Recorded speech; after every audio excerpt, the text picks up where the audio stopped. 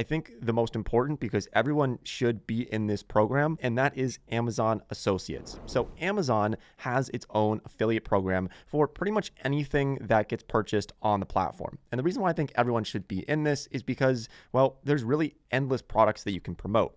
Now, let's go over the fee schedule here and the amount that you can make on it. And so you can go to find this here. I'll link it below. But you can see the different products that you're promoting and the percent commission that you would get on some of those products. And this ranges anywhere from 1 to 10% commission on the sale of any product that gets purchased on Amazon.